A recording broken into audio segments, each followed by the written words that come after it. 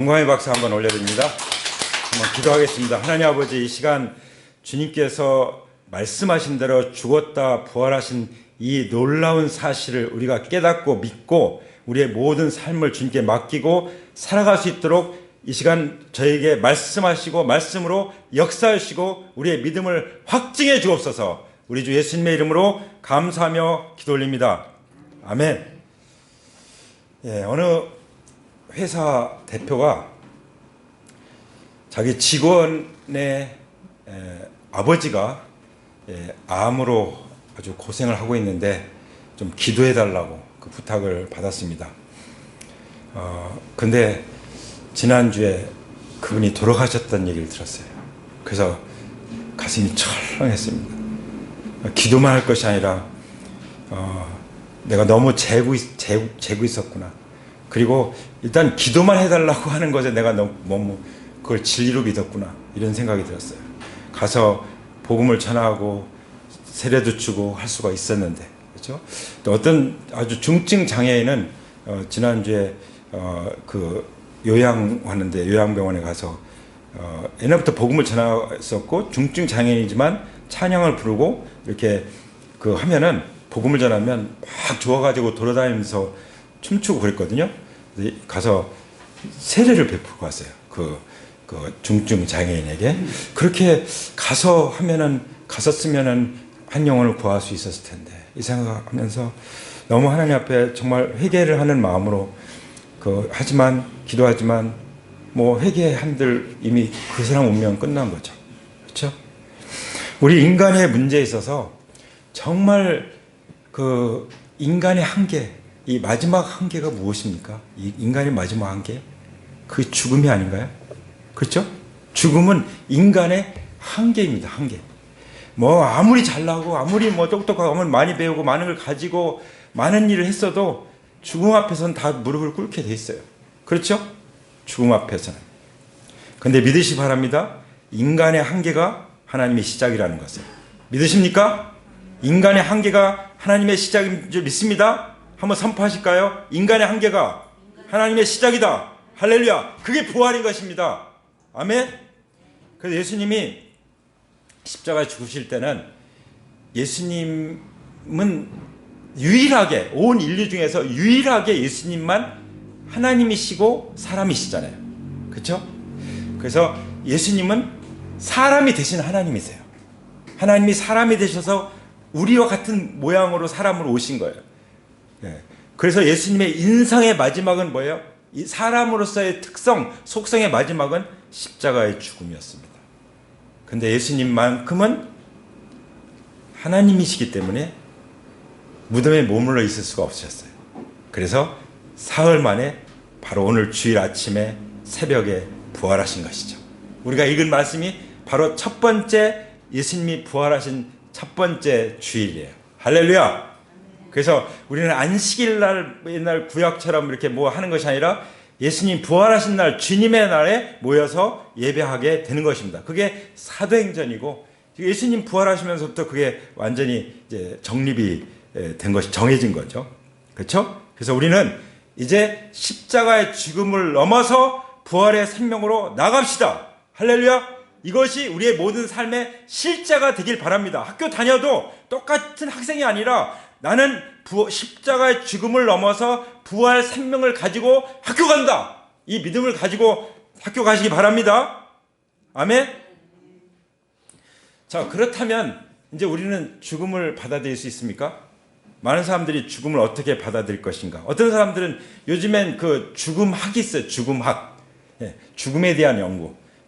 그래서 어떤 사람들은 그냥 어디 여행 간다, 이렇게 그냥 생각하자 해서 그냥 그렇게 해서 해피하게 살지만 그게 해결이 아니잖아요. 죽음은 직면해야 돼요. 죽음은 왜 오는 것입니까? 죄의 삭은 사망이요. 죄의 값으로 오는 것이 죽음이에요. 그러면 죽음을 해결하면 어떻게 돼요? 반드시 죄를 해결해야 돼요. 죄가 무엇입니까? 예수님 말씀하신 대로 나를 믿지 않는 것이 죄다. 예수님이 부활하셨음에도 불구하고 부활하신 예수님을 성령이 증거해주고 전도자들이 그리스도인들이 증거해줌에도 불구하고 예수님을 주님으로 믿지 않는 그것이 죄라고 말씀하십니다. 그런 상태에서 회개하지 않으면 오늘도 하나님께서 예수님이 말씀하시더라고요. 아무리 죄가 크고 작고 그 문제가 아니라 아무리 큰 죄라도 죄를 회개하면 용서받지만 죄를 회개하지 않으면 무슨 길밖에 없어요? 망하는 길밖에 없다고 말씀했어요. 망하는 길밖에 없다. 거기서 망한다는 것은 사망이에요. 사망은 하나만 있는 거 아니에요. 보통 우리가 생각하는 사망은 뭐죠? 우리 영혼이 빠져나가는 것을 사망이라고 해요. 그래서 우리의 몸과 영혼이 딱 떨어지는 거. 그래서 어떤 사람들은 막 죽었어요. 근데 사람들이 울고 있어요. 그 보니까 자기 몸이 딱 누워 있어요. 자기가 자기 몸을 보는 거예요. 그래서 영혼이 빠져나가는 이것을 죽음이라고 보통 말하는데요. 어떤 사람은 그래서 너는 좀 더 사명을 감당해야 돼 해서 다시 또 살아나는 경우도 있잖아요. 예, 그런 간증들이 참 많이 있어요.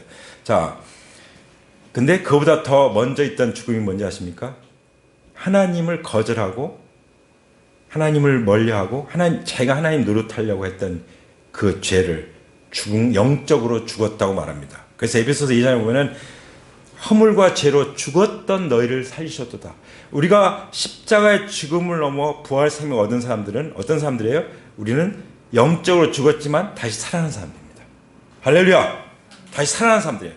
그리고 마지막에 둘째 사망이라는 게 성경에 나오는데 둘째 사망은 뭐예요? 최후의 심판 때 영원한 지옥 불못에 던져지는 것, 그것을 둘째 사망이라고 말합니다. 그러니까 사망은 세 가지의 뜻이 있어요. 영적으로 죽은 것, 하나님하고 관계가 끊어진 것, 그 다음에 이제 모든 사람들이 맞이하는 또 이 영혼이 몸에서 빠져나가는 그 죽음, 그리고 믿지 않은 사람들이 마지막에 최후의 심판을 받아서 지옥불에 던져지는 그 죽음, 마귀와 함께 지옥불에 던져지는 그 죽음, 그걸 둘째 사망이라고 말씀하죠. 이게 이 죄 때문에 오는 결과들인데, 죄를 회개하고 용서받은 사람들은 둘째 사망에 이르지 않습니다. 왜 그렇죠? 우리에게 부활 생명이 있기 때문에. 부활 생명을 가지고 있는 것을 믿으십니까? 아멘. 부활 생명을 가지고 세상을 떠난 성도들은 반드시 다시 만나게 될 것입니다. 그 가족은 다시 만나게 된다는 사실을 이미 성경에서 기록해 놓고 있는 것입니다. 아멘. 예수님이 죽었다가 살아났다고 예언을 해주셨는데, 기록해 놓으셨는데 그대로 됐습니까? 안 됐습니까? 그대로 됐죠. 그렇다면 우리 사랑하는 가족들도 믿고 죽었다면 다시 살아난 그것이 말씀대로 될 줄 믿습니다. 아멘. 자, 우리가 읽은 이 말씀 보면은 이제 주간 첫날 이른 새벽에 한 사람이 이제 무덤에 가는 얘기가 나와요. 누가 갔죠? 마리아, 막달라의 사람 마리아. 이 막달라 마리아는 7 귀신이 들려서 정말 그냥 완전히 그 7 귀신이 끌고 다니는 그 인생이 어떻겠어요? 완전히 인생이 다 망가져, 다 짓밟히죠. 사람들한테 무시당하고 돌 던지고 그런 정말 불쌍하던 사람인데, 그 사람이 예수님 만나서 7 귀신이 떠나갔죠. 예, 그 사람의 막달라 마리아. 성경에 보면은 이 막달라 마리아는 한 3번 정도 자기 향유를 깨뜨려서 예수님께 부어서 예수님께 그 은혜에 대한 감사를 드린 적이 나타나고 있어요. 할렐루야. 네. 이 사람이 예수님 부활하신 날 첫 번째로 무덤에 가서 그 빈 무덤을 보는 것입니다. 그리고 부활하신 예수님을 만나는 이야기가 여기 나오죠. 물론 이제 그 얘기를 듣고 베드로와 또 다른 제자는 아마 요한복음을 기록한 세베대의 아들 사도 요한이라고 생각이 드는데요, 둘이서 신나게 달려가는데 무덤에 돌이 옮겨졌다는 얘기를 듣고 신나게 달려가는데 누가 먼저 갔겠어요? 베드로가 먼저 달려간 거예요. 베드로가 먼저 달리기 시작했는데 나중에 달려간 그 요한이 먼저 갔어요. 아마 그 이유는 요한이 좀 더 젊었던 것 같아요. 그리고 체력 관리를 좀 잘했던 것 같아요. 베드로는 결혼도 하고 또 이렇게 좀 이렇게 나이가 들고 그랬는지 모르겠는데, 어쨌든 같이 달려갔는데 누가 먼저 달려갔어요? 사도 요한이 먼저 달려갔어요. 근데 사도 요한은 안 들어갔어요. 사도 요한은 참 신중한 사람 같아요. 이 무덤에 함부로 들어가면 안 된다고 생각한 것 같아요. 근데 베드로는 성질이 급한 사람이잖아요. 가서 들어가서 본 거예요. 보니까 어떻게 됐죠? 예수님을 그 세마포가 딱 놓여 있고 그 머리 수건 이런 것이 딱 여기 보면은 개켜 있었다고 하는데, 자, 우리 모두들 한번 예수님은 돌아가셨다가 살아나신 다음에 그 모든 것들을 잘 정돈해 놓으셔서 그 롤링업이라고 그래. 이렇게 딱 해서 정돈해 주셨는데, 잠자지를 하면 그렇게 하고 있습니까? 예수님 볼 때는 그 죽었다 깨어나는 것처럼 생각하세요. 부활을. 할렐루야. 그 실제 죽었다 깨어난 게 아니에요. 예수님이 실제 잠자렸다 깨어난 게 아니에요. 실제 죽었다가 깨어났습니다. 보통 의사들이 사람이 딱 돌아가시잖아요. 이제 피가 안 통하고 숨이 딱 끊어지면은 24시간 지나면 딱 사망 진단이 효력이 있어요. 그래서 24시간 지나면 그때 입관식을 하잖아요. 입관식을. 확실히 죽었다. 그래서 예수님이 사흘을 무덤 속에 있었다는 건 완전히 죽고 이제 그야말로 썩어 냄새가 나는 그런 상황이 되는 거죠. 그때 부활하신 거예요. 할렐루야. 예수님은 완전히 죽으셨다가 부활하신 것입니다. 완전히 죽는 것이 왜 중요하냐? 예수님이 내 대신 죽지 않으면 우리의 죄가 용서받을 길이 없는 거예요. 예수님의 피가 우리의 죄를 용서하려면 완전히 피 흘려 죽으시고 그 예수님의 피로 말미암아 우리의 죄가 용서돼야만 우리는 단 한 번의 영원한 속죄를 받을 수 있는 줄 믿습니다. 아멘.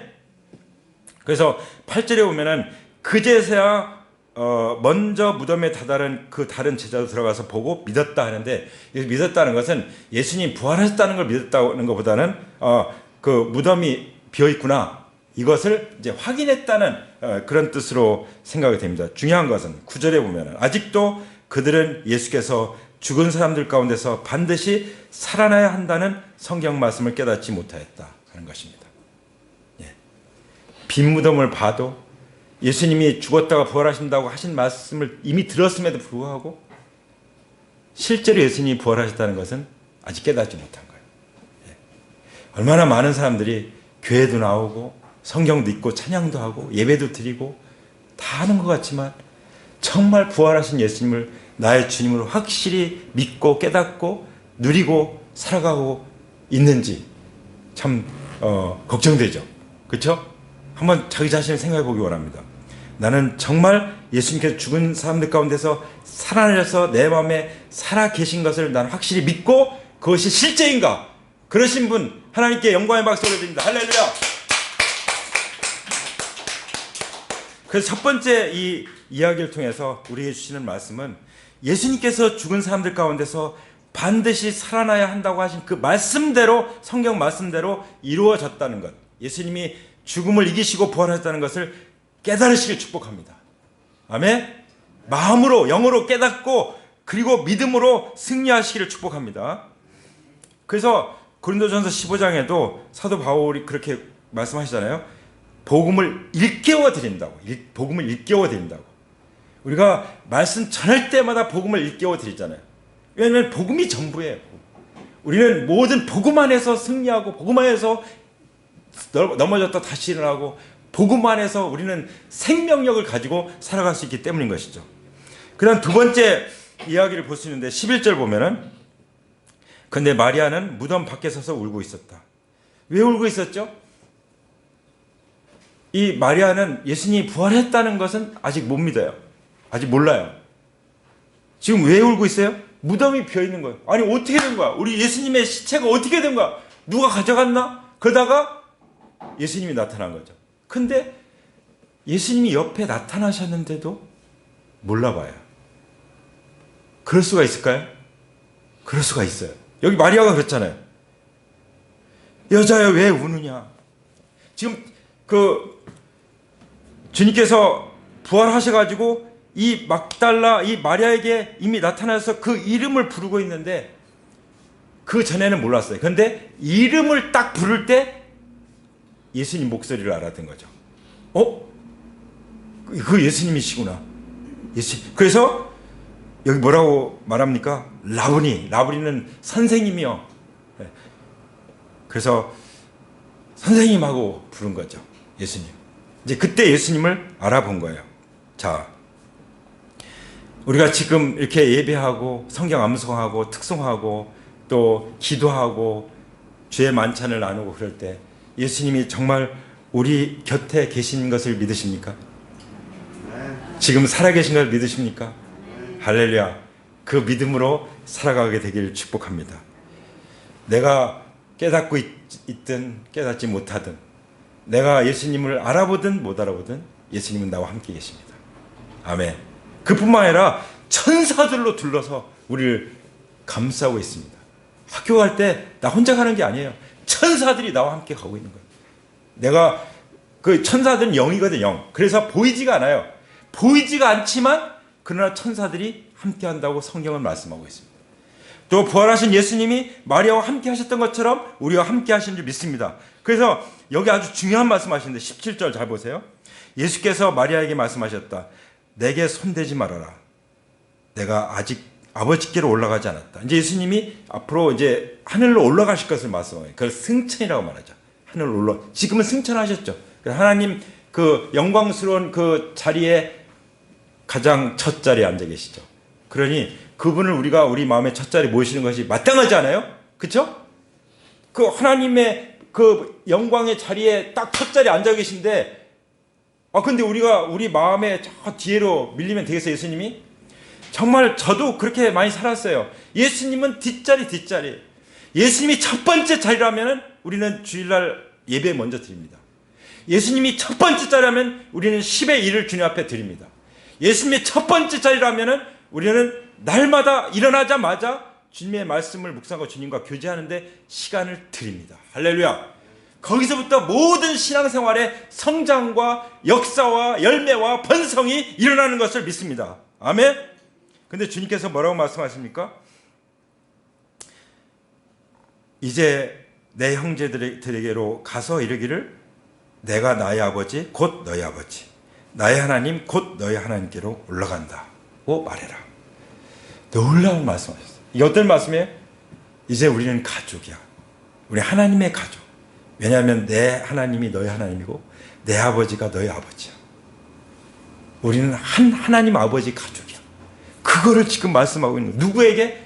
그 일곱 귀신 들려서 그 무시당하고 고통당하던 가다가 예수님 만난 다음에 완전히 자유케 돼서 정말 하나님의 귀한 자녀로 자매님으로 이렇게 세움을 받은 이 마리아에게 제일 먼저 말씀하십니다. 하나님의 가족에 대해서. 하나님의 가족은 뭐 나 잘나고 너 잘나고 막 잘났다고 한 사람들이 하나님 가족이 되는 게 아니에요. 정말 이 세상에 소망이 없고 몸도 아프고 악한 영에 시달리고 정말 궁핍하고 가난하고 죄 많고 정말 남들한테 무시당하고 거절당하고 그랬던 사람들이 다 주님 앞에 나와서 하나님의 가족이 된 것입니다. 우리는요, 우리가 뭐 사람들 볼 때는 잘 사는 것 같고 착한 것 같지만 그러나 사도 바울처럼 우리는 어떤 고백을 가지고 있는 사람입니까? 내가 죄인 중에 괴순이라. 나는 이 세상 모든 사람보다 나는 가장 악한 자야. 이것을 고백하는 사람들이 은혜 받은 사람들입니다. 할렐루야. 정말 내가 죽을 수밖에 없는 죄인인데 나를 위해서 예수님 십자가에서 피 흘려 죽으시고 다시 살아나서 나를 하나님 나라로 인도해주시고 나의 인생의 주인이 되셨습니다. 이 고백이 제대로 되는 사람들이 은혜 받은 사람인 줄 믿습니다. 아멘. 그 사람들이 구원받은 사람들이에요. 그래서 여기 마리아에게 주님이 나타나셔서 이 놀라운 말씀하셨죠. 그러니까 마리아는요, 사도들에게 이 소식을, 하나님의 가족이고 예수님이 살아셨다는 이 부활의 소식을 전해주는 보냄을 받은 사람이 된 거예요. 원래 사도라는 뜻이 그 아포스톨로스, 이게 보냄을 받았다는 뜻이거든요. 파송이라고 그러죠. 우리는 보냄을 받은 사람들이에요. 근데 누가 보냄을 받았어요? 사도들에게 사도의 역할을 마리아가 해요. 이 얼마나 영광스럽습니까? 이때 이 사도가 지금 막 그 사도행전처럼 사도가 존재하는 건 아니지만 그런 사도적인 역할을 우리가 하고 있는 거예요. 우리가 가서 보냄을 받았기 때문에 우리가 사람들에게 가서 전하지 않으면 그 사람들이 부활신앙을 가질 수가 없어요. 부활신앙이 없으면 어떻죠? 소망이 없는 거죠. 부활이 인류 최고의 소망인 것입니다. 제가 두 가지를 계속 이 부활절 초대하면서 강조했어요. 인류 최대의 명절일 뿐만 아니라 인류 최대 소망이 바로 예수 그리스도의 부활인 것을, 적어도 이 자리로 오지 않았어도 그것을 들었을 것입니다. 수많은 사람들이. 그리고 또 피켓에 써서 딱 보여줬기 때문에 뭐 굳이 안 본 사람들은 모르지만 본 사람들은 적어도 그건 마음에 새겨 있을 거라고 믿습니다. 할렐루야. 그래서 이제 19절에 보면 그날 저녁 때가 됐어요. 저녁 때. 예수님 부활하신 날 첫날이죠. 주간의 첫날. 그래서 우리는 월화수목금토 일이 아니라 주일 월화수목금토인 것입니다. 아시겠죠? 우리 믿는 사람들 그렇게 요일을 계산하는 거예요. 주일이 첫날이고 그다음 월화수목금토.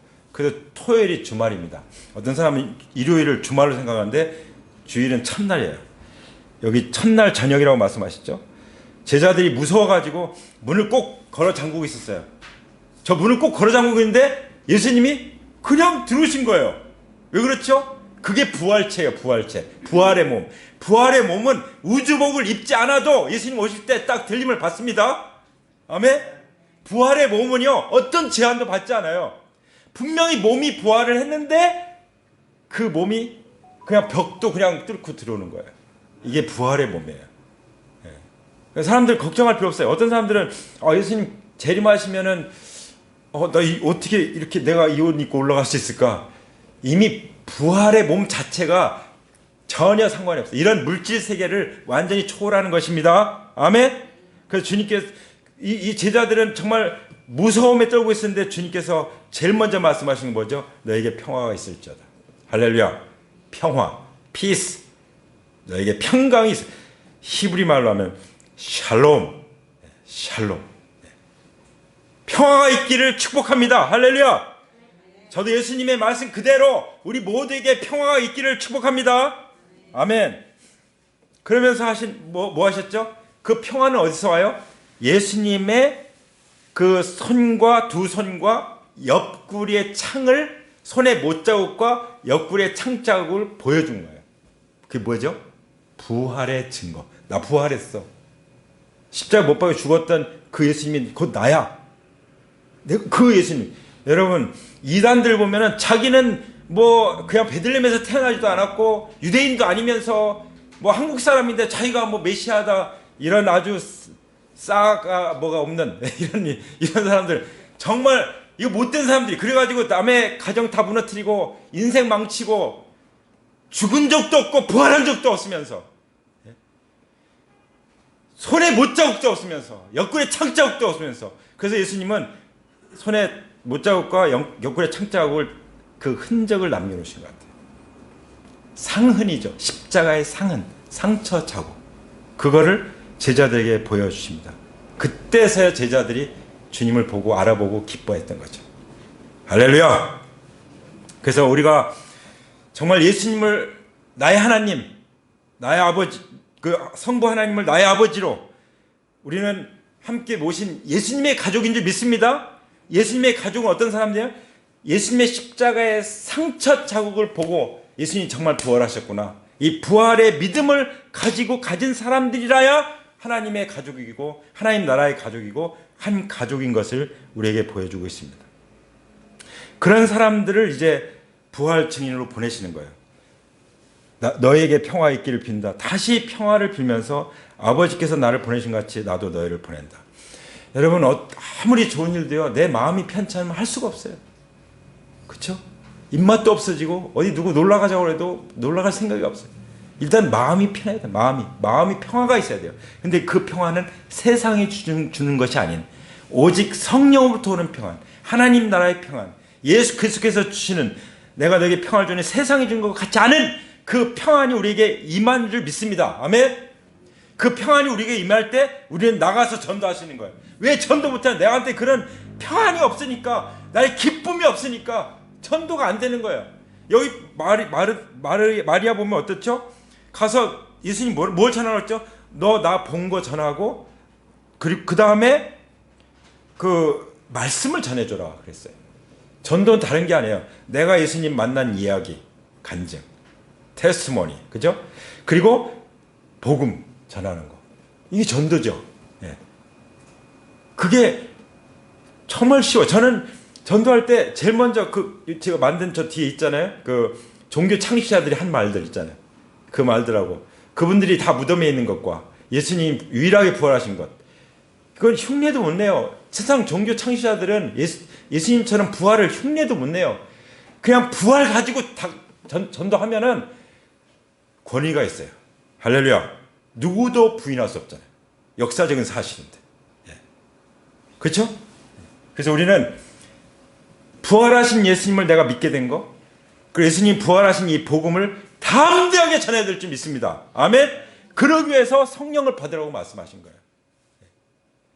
성령의 평안이 내게 있고, 그 다음에 부활의 예수님을 증거할 수 있도록 성령을 받으라라고 말씀하신 것입니다. 그러니까 복음 전하면요, 선교지에도 지금도 기적들이 일어난 거예요. 복음 전하면. 복음 전할 때 병도 낫고, 복음 전할 때 악한 영들 떠나가고, 복음 전할 때 정말 가난한 자가 부욕해 되고, 이런 일이 일어나는 것입니다. 아멘? 예. 우리가 복음을 전하면요, 절대로 궁핍하지 않습니다. 예. 복음을 전하면 당장 아무것도 없는 것 같지만 먹을 것도 오고 입을 것도 없고 오고 하나님이 다 채워주세요. 그게 우리 교회의 재정이 아닙니까? 할렐루야. 우리 재정자매도 있지만 정말 보배로운 하나님이 채워주십니다. 할렐루야. 그리고 중요한 말씀하셨어요. 23절에 너희가 누구의 죄든지 용서해주면 너희 그 죄가 용서될 것이고 용서하지 않으면 그대로 남을 것이다.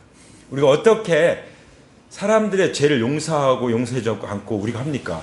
복음을 전함으로써 우리가 예수 그리스도의 십자가의 복음을, 부활의 복음을 전하면 어떻게 되죠?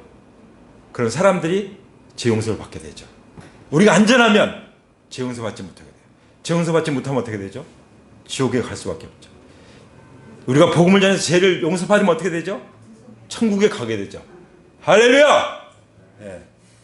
누군가가 나에게 복음을 전했기 때문에 내가 믿게 된 것처럼 우리가 복음을 전하면은 그도 믿고 죄 용서받고 천국에 가게 되고 하나님의 가족이 될 줄 믿습니다. 아멘. 우리에게 이런 권세가 있다는 거예요. 복음의 권세. 사도 바울은 이걸 절대로 부끄러워하지 않았어요. 내가 복음을 부끄러워하지 않으니 이 복음은 믿는 자에게, 모든 믿는 자의 구원을 주시는 하나님의 능력이 됩니다. 할렐루야.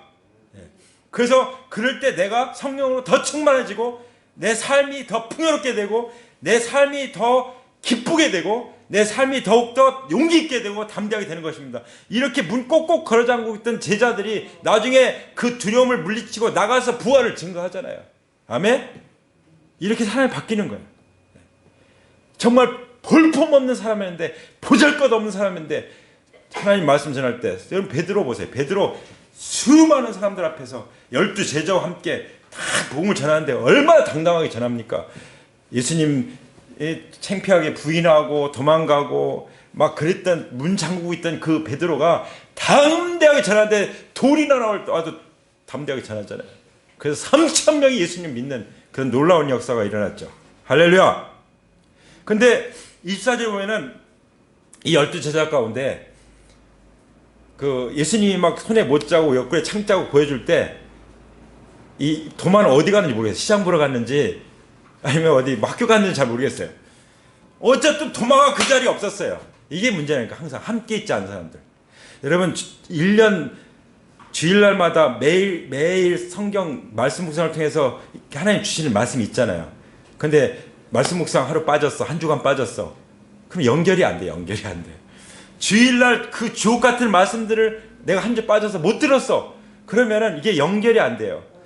아무리 보배가 막 꽉 차 있어도, 보물이 꽉 차 있어도 껴야 보배가 되잖아요. 껴야. 그러니까 말씀이 안 깨지는 거예요. 그런 것 같은 일이 벌어진 거예요. 이게 도마예요. 도마. 12명 중에 도마는 없었어요. 그때 주님이 이놈 나와 함께 하지 않았구나. 너는 좀 고생을 해봐라. 너는 좀 불안하고 두려워해봐라. 그런 주님이 아니라 주님은 마음이 오냐고 겸손해서 그 도마를 보살피십니다. 내가 안 믿겠다고? 못 믿겠다고? 안 믿겠다는 얘기는 아니에요. 그러니까 회의주의자인 거죠. 믿고 싶지만 증거를 봐야 믿겠다는 거죠. 그때 예수님께서 그 도마에게 친절하게 손에 못자국과 옆구리에 창자국을 보여줬어요. 그때 도마가 뭐라고 그랬죠? 나의 주님이시며 나의 하나님이십니다. 할렐루야. 온 인류를 대표해서, 우리를 대표해서 도마가 딱 확인해주고 그 다음에 믿음을 고백했습니다. 예수님을, 부활하신 예수님을, 그 부활의 증거를 통해서 뭐라고 고백했습니까? 한번 따라서 하겠습니다. 나의 주님이시며 나의 하나님이십니다. 할렐루야. 이것이 우리를 대표한 최고의 신앙 고백이에요. 우리는 이 고백을 따르는 자인 줄 믿습니다. 주님께서 말씀하셨어요. 도마는 직접 보고서 이 고백을 했지만 우리는 그냥 전에 듣고 복음을 듣고 이 고백을 했으니 더 복이 있다고 말씀하십니다. 할렐루야. 한번 자기에게 칭찬해줘요. 나는 더 복이 있구나. 나는 더 복이 있구나. 너는 더 복이 있어. 자기 자신에게 말씀해 주시기 바랍니다. 이와 같이 우리 주님께서 이제 이 요한복음의 마지막 이 이야기를 통해서, 이 사건의 기록을 통해서 우리에게 하시고자 하는 말씀이 무엇입니까? 30절에 보면 예수께서 제자들 앞에서 이 책에 기록하지 않은 다른 표징도 많이 행하셨다. 그러니까 예수님이 행하신 일들이 너무 많은 거예요. 많은데 다 기록하지 않았어요. 여러분 다 기록했으면 책이 어마어마하네. 뭘 읽어야 될지 모를 거예요. 우리에게 딱 한 권만 주셨어요. 물론 66권이죠. 그러나 전체 모으면 한 권으로 돼 있죠. 왜 주셨죠? 31절에 그런데 여기에 이것이나마 기록한 목적은, 성경 기록한 목적은 딱 한 가지예요. 뭐죠? 여러분으로 하여금 예수가 그리스도시요 하나님의 아들이심을 믿게 하고, believe, 믿게 하고, 그 다음에 또 어떻게 해요? 또 그렇게 믿어서 그 이름으로 생명을 얻게 하는 것이다. 얻게, have, believe, have. 뭘 믿어요? 사람으로 오신 하나님 그 예수님을 나의 주 나의 하나님을 그리스도 메시아로, 하나님의 아들로, 성자 하나님으로 믿게 하기 위해서 성경책에 기록됐습니다. 성경책 수백 번 봐도 그것을 믿지 않으면 헛일인 거예요. 우리는 성경을 잘 읽었습니까? 잘 읽고 있습니까? 할렐루야. 아멘 소리가 좀 좋은 것 같은데요. 우리는 하나님 말씀 제대로 읽고 있습니까? 제대로 믿고 있습니까? 제대로 전하고 있습니까? 할렐루야. 믿으면 따라오는 게 있어요. 뭐죠? 영원한 생명. 여기서 생명은 eternal life, 영원한 생명, 영원한 생명, 영원한 생명. 그래서 영원한 생명이라는 것은 우리의 몸도 부활하는 생명입니다. 우리의 영뿐만 아니라 우리의 인격과 영과 혼뿐만 아니라 지정의 우리의 몸까지도 부활할 몸입니다. 할렐루야. 이런 놀라운 은혜, 큰 은혜를 주신 하나님께 영광의 박수를 드립니다. 그래서 부활이 중요한 것입니다. 부활절이 중요한 것이고 또 이 주일날이 계속 부활절이죠. 할렐루야. 자, 우리 부활하신 주님께 벌떡 일어나서 우리 함께 기도하면서 주님 앞에 찬송하고 감사하며 경배하며 나갈까요? 주님이 무덤을 비우시고 일어나신 것처럼, 살아나신 것처럼 나도 살아났습니다. 나도 부활했습니다. 이제 부활의 생명이 있습니다. 난 죽어도 살아날 것입니다. 예수님 말씀하신 대로 나는 부활이요 생명이니 나를 믿는 자는 죽어도 살겠고 저는 부활 생명을 가지고 있으니 저는 죽어도 살 것입니다. 할렐루야. 정말 저의 인생의 모든 그 인생이 죽음으로 끝난다 할지라도 부활로 영원한 삶이 시작될 것을 믿습니다. 우리 인간의 그냥 한계가 항상 우리 마음 가운데 봉착할지라도, 한계가 있을지라도 그 한계를 뛰어넘어 십자가의 죽음에서 부활로 나가게 될 것을 믿습니다. 할렐루야. 주님 감사합니다. 주님 영광 돌립니다. 주님 찬양 받으시옵소서.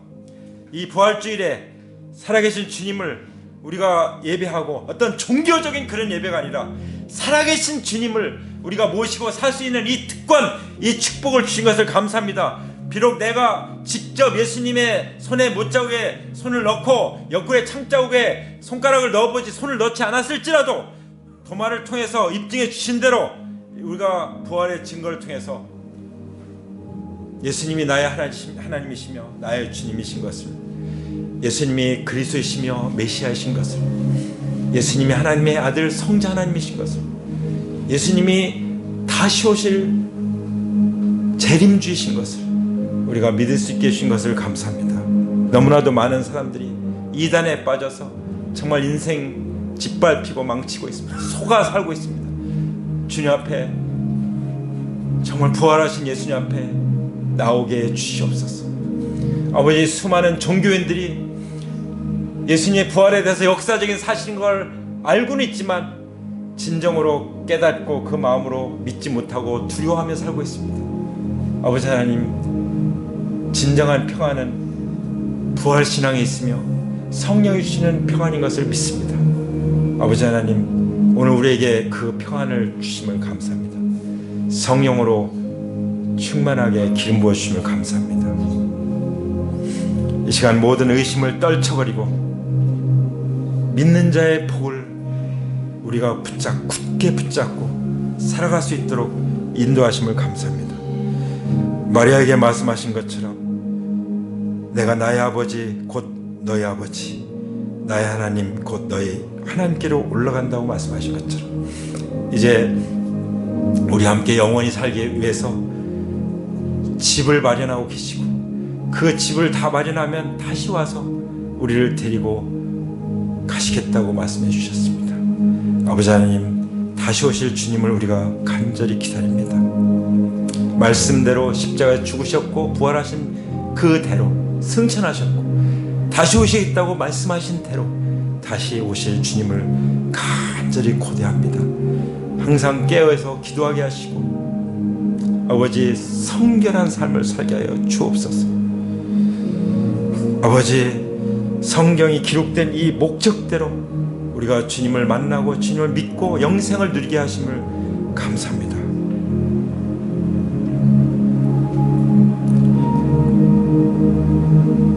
현장에 있든지 온라인으로 주님을 예배하든지 지금 제가 예수님을 마음속에 다시 한번 고백하겠습니다. 도마처럼 나의 주 나의 하나님으로 모시겠습니다. 그러신 분들은 가슴에 손 얹으시고 주님 앞에 기도하기 원합니다. 하나님 아버지, 따라서 하십시오. 하나님 아버지, 나 같은 죄인을 위해서 십자가에서 피 흘려 죽으신 그 은혜를 감사합니다. 죽음을 이기시고 부활 승리하신 예수님, 지금 제 마음 가운데 모셔드립니다. 영원히 살아 계시옵소서. 주님만 따라가겠습니다. 내 뜻대로 살지 않고 우리 주님 뜻대로 살겠습니다. 부활하신 예수님만 나의 주, 나의 하나님으로 모시고 살겠습니다. 제 인생을 받아주시옵소서. 저희 가족들도 구원해 주시옵소서. 저희 사랑하는 친구들도 구원해 주시옵소서. 저를 보내주시옵소서. 그들에게 보내셔서 주님 만난 것을 가서 얘기하게 해주시고 부활하신 예수님을 전하게 해주시옵소서. 그럴 때 성령께서 역사하셔서 사랑하는 가족들도 구원하실 것을 믿습니다. 사랑하는 제 친구들도 구원하실 것을 믿습니다. 주님 감사합니다. 찬양합니다. 부활하신 예수님의 이름으로 기도합니다. 아멘. 할렐루야. 이제는 우리 주 예수 그리스도의 은혜와 아버지 하나님의 사랑과 성령님의 그 평안과 교통하심이 도마처럼 부활의 증거를 통해서 예수님을 나의 주 나의 하나님으로 믿고 주님을 따라가고 주님을 전하는 하나님의 귀한 자녀들, 제자들 위해 그 가정과 교회와 그 나라 위에 이제로부터 영원토록 함께 하시기를 우리 주 예수 그리스도의 이름으로 간절히 축원합니다. 아멘.